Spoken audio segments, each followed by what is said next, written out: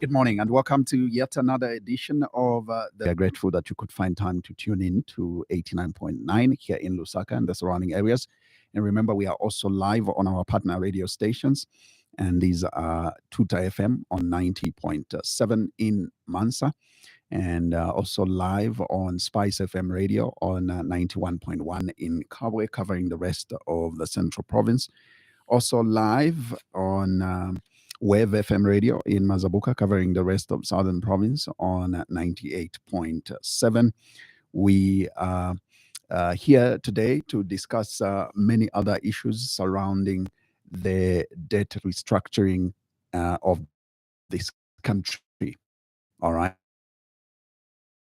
So, by the of the Republic of Zambia, obviously that the restructuring agreement with its Eurobond holders be implemented at this time. So we will get to understand all that. We'll first of all get to understand this country has contracted and which ones are we on course with in terms of settlement, which ones have we defaulted on, and just where we are as a country. And obviously looking at the way forward. So I'm your host, Zakaria Banda.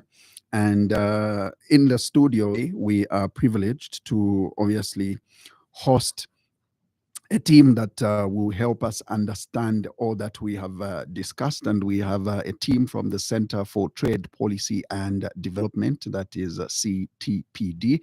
And in the studio with me, I have Mr. Peter Mumba, who is obviously coming from the Civil Society Organization Alliance coordinator.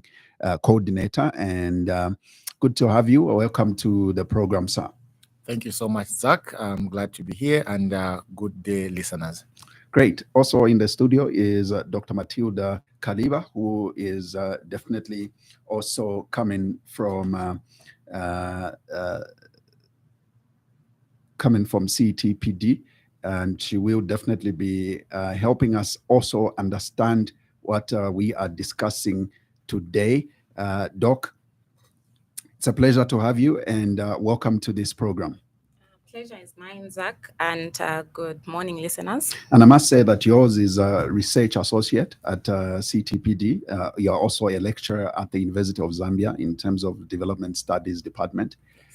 Great. So first of all, like I said in my preamble, we want to understand what types of debt has this country contracted.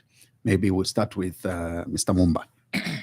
Yes, thank you so much, Zach, again. So I think maybe even before we move to issues of the kind of or the types of debts that we have as a country, Right. maybe there's a listener out there who is wondering what animal is this? The CSO Data Alliance. Right. So I thought maybe I would just spend even 2 minutes just to talk about the CSO Data Alliance. Yeah. Great.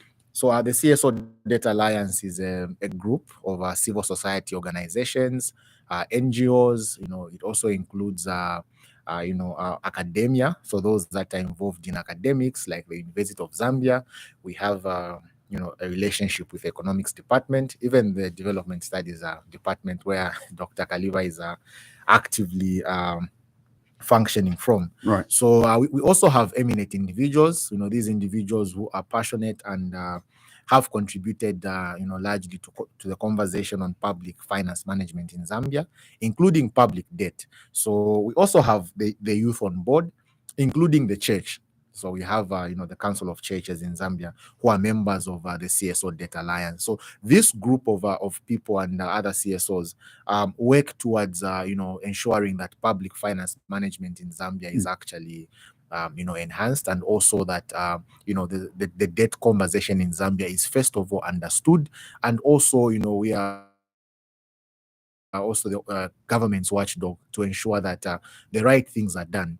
And we have supported Zambia in its debt restructuring process, including, bringing out flags where we think there are issues to say, here, I think you need to relook, here, I think you need to do the right thing. We also have brought out issues in terms of, for example, the Public Debt Management Act, which was enacted last year. I think the previous piece of legislation, we sat down and highlighted the various challenges and loopholes that it had and how that contributed to how that we accumulated, a huge debt burden. So I must say that we work actively in Lusaka. That's where we function from. Our secretariat is at the Center for Trade Policy and Development, whilst the chairperson of the Data Alliance is the Jesuit Center for Theological Reflection, JCTR, here in Lusaka. Then our vice chairperson is Zambia Alliance of Women. So meaning that we are also quite gender inclusive. Yes. And then other steering committee members include Caritas Zambia. Right. We also have SACBITA, Southern Africa Cross Borders Traders Union, Traders Association, led by Mr. Jacob Makambwe. Yes. So I think in a nutshell, that's the Data Alliance. So we do a lot of capacity building as well. So I think this is a good platform for us. Great. Yeah. Great. Yeah. So can we now get into the debt that this country has contracted and what types of debts? Okay, thank you so much again. So maybe just speaking broadly, the debt conversation, I realize sometimes might be a bit technical. So we'll try by all means just to make it easy for everyone to follow the conversation. Indeed. So first of all, let me also state that I think debt in itself, we are not saying debt in itself is a bad thing. So I think it's very important that people understand that debt, this in Congole, is not a bad thing, especially if you do it in reasonable terms and sustainable terms. If you borrow sustainably, it's a good thing. Yes, but I think it's just unfortunate that for Zambia, I think the case is that we found ourselves borrowing unsustainably. And I think that is why we are even here talking about debt, debt restructuring and all those things. So I think in terms of the types of debt, there are quite a number of types of debt. And I think broadly we have what is called bilateral debt. Yes. So I think this bilateral debt is just debt, that is gotten on bilateral terms, friendships, where country to country, right. Where you rise up as Zambia, you want to meet a certain expenditure function, because truth be told, almost every country has debt. And the reason why they have debt is because when the budget is formulated, you find that the resources that we have are less than what we want to spend on. So because of that gap, we want to go out and borrow money. And these are the types of debt. So sometimes we may borrow bilaterally from a country. We rise and borrow from South Africa. We rise and borrow from Zimbabwe. We can even speak to our colleagues. We can speak to France, Egypt and the like. I think that is bilateral terms. And I must also state that bilateral debt is somehow friendly, because it's done at that relationship basis, friend to friend basis. And then beyond that, we also have commercial debt. I think commercial debt is another component broadly as well, also called private debt. So this one is the type of debt that you obviously accumulate or get from private entities, commercial entities. So these are companies, financing institutions that are into business. All right. That are into business. And the typical example, if you bring it down, it would be maybe debt that you would acquire from maybe a microfinance institution or other financing institutions. And I think the major characteristics of a private or commercial interest rates are a bit high and the repayment periods are somehow a bit short, because these people are in business. And an example of this kind of debt, Eurobonds that we are talking about. Yes. Right. And then broadly as well, another type of debt is domestic debt. So this domestic debt is also gotten from the domestic economy, from within Zambia. Sure, we've heard about people saying, I want to buy bonds, I want to buy Zambia. Yes. I think that is domestic debt, including the treasury bills. So it's not all the time that government has to and borrow from outside. Sometimes the government will borrow from companies within Zambia, like NAPSA, through the issuance of bonds and treasury bills. So these bond treasury bills are simply just contracts where the government says, okay, money, let us have your money for a period of maybe 5 years. That is for a period of 15 years, 10 years, 8 years, and the like. once we keep your money, give us maybe 50,000, and then after this period of time, so many years, we are going to give you back this much. But as you are waiting, we'll be giving you some coupon payments, just to as you are waiting for your bond to mature. And then once they get that money, they use it to spend on various projects that they have. It could be infrastructure, it could be roads and the like, and the same with treasury bills as well. Then another kind of debt, the last one broadly also, is multilateral debt. I think we've heard those have borrowed from institutions like the IMF. Countries have borrowed from the World Bank, the Africa Development Bank. So I think this kind of debt is where you obviously get debt, and usually it's for balance of payment support, where you say, okay, maybe reserves are going down, or a country is facing serious serious crisis and may need help in terms of financing. Then we run to these big institutions like the IMF and the World Bank, including the Africa Development Bank. So I think broadly, this is the kind of debt. So has Zambia borrowed from all these? On all these? Yes, Zambia has borrowed from all these, and I think the figures are there if you go to the Ministry of Finance website. Right. But I think if you break it down, or if you sum it, you see that we have a debt of over 30 billion US dollars. Yes, that includes all these these public institutions, like for example ZESCO, maybe borrow just to finance some of their projects, but then government backs them to say, okay, ZESCO, as you borrow, in case you fail to pay back, so government plays guarantor. Yes, a guarantee, where I say, okay, in case you fail to pay back, we are going to pay back on your behalf as government. So if you include all that debt together, it sums up to about 30 billion. Yeah. And Doc, where do we have a problem with repayment among the data crew?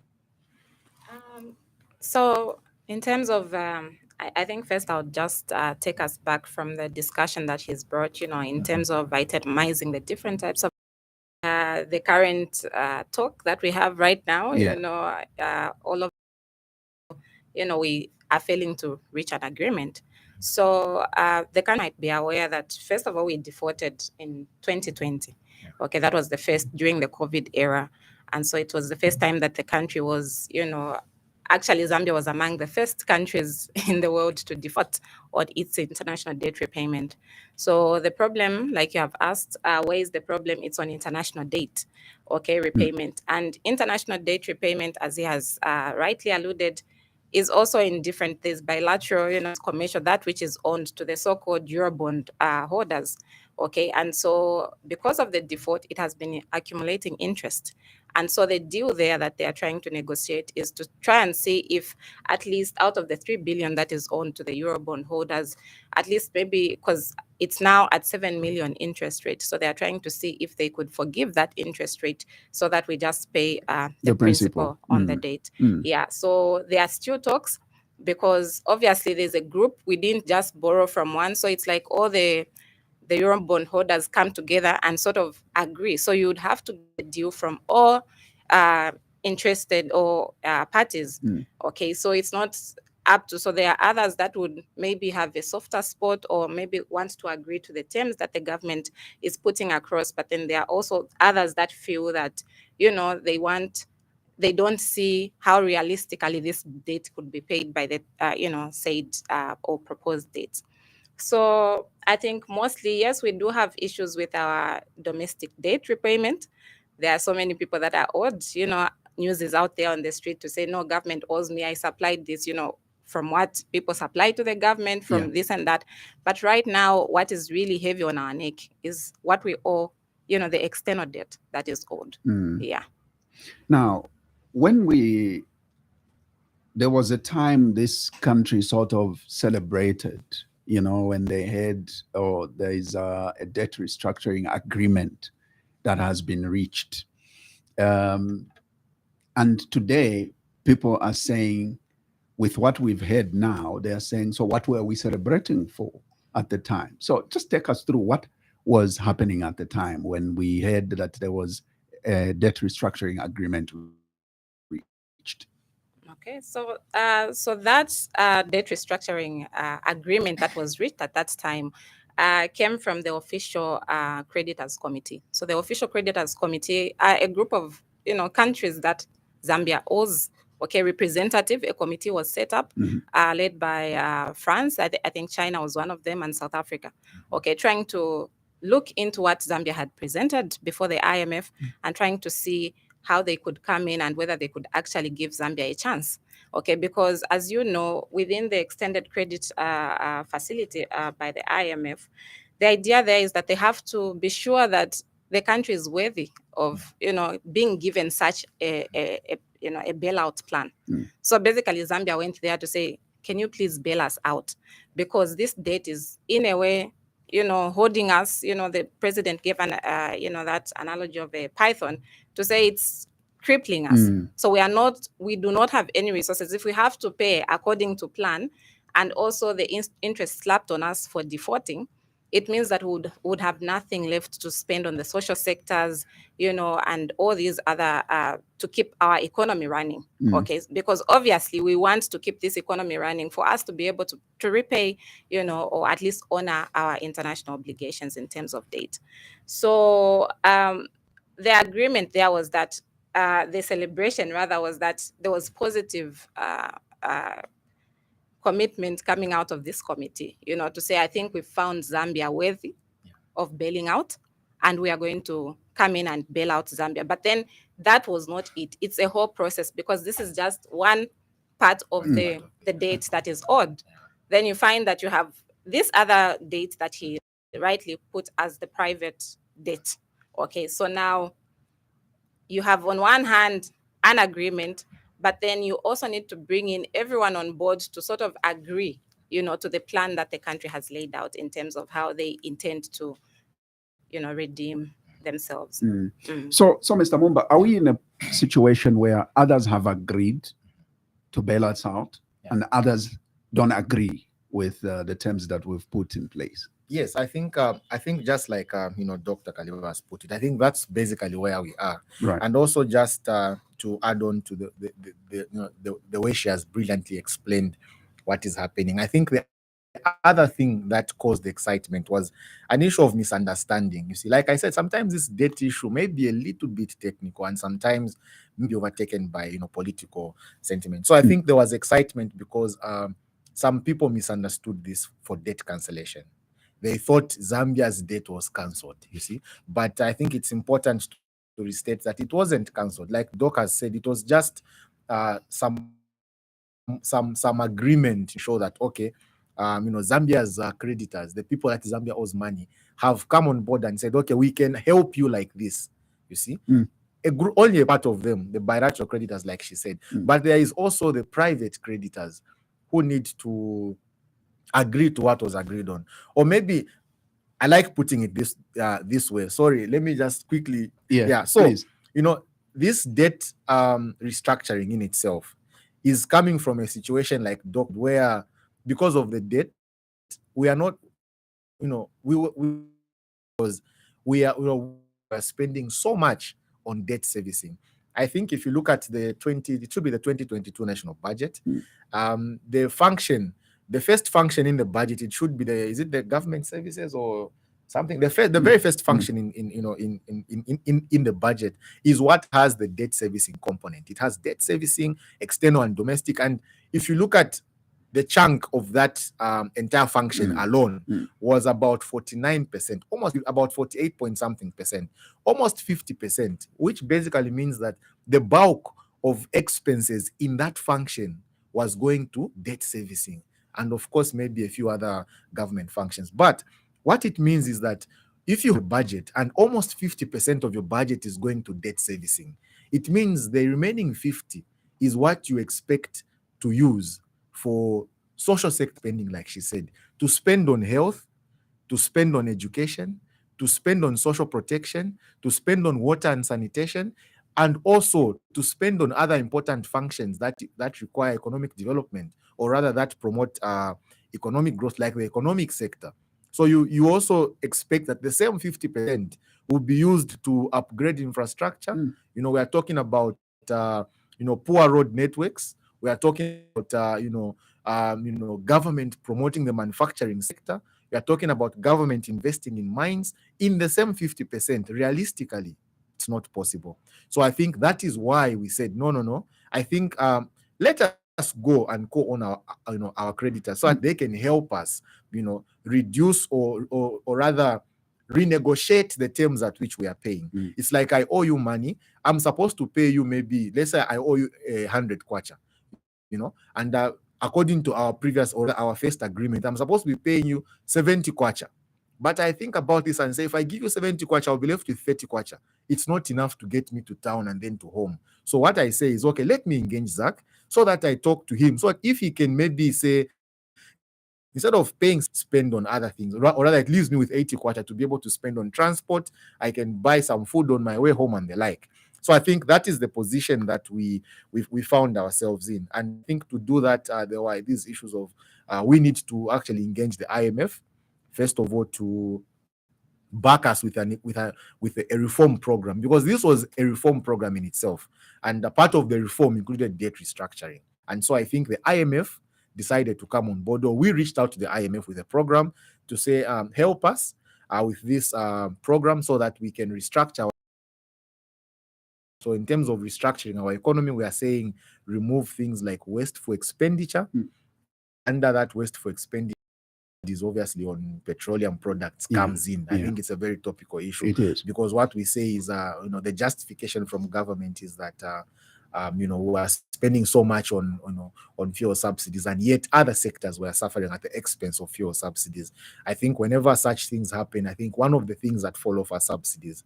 So I think that came through, including energy tariffs and all those things that came up. And then the same reform program was promoting more of social sector spending on the social sector. It was also promoting more of transformation of the various legal frameworks. I spoke about the Public Debt Management Act, which was of which the previous legislation was quite weak, because it had, let me not say it was weak, it had a lot of gaps and loopholes that enabled us to borrow at the pace and rates that we were previously borrowing. So I think that is quite important. So now, after getting the IMF program, we then got a recommendation to restructure our debt under the extended credit facility, like Doc had said. So that extended credit facility now, it entailed that first we deal with our bilateral creditors, because these are two different groups of creditors. Bilateral creditors, and then we also deal with our private creditors. So the bilateral creditors, like Doc said, was led by the teams of France and China and the like. And so we need first to sort out with those guys. So we managed to reach a debt restructuring agreement with those guys, which, like I said, people thought it was debt cancellation, but it was not. So that is all dealing with our external debt. And so when that agreement came, we signed a memorandum of understanding, which is more like a contract, to put it on paper.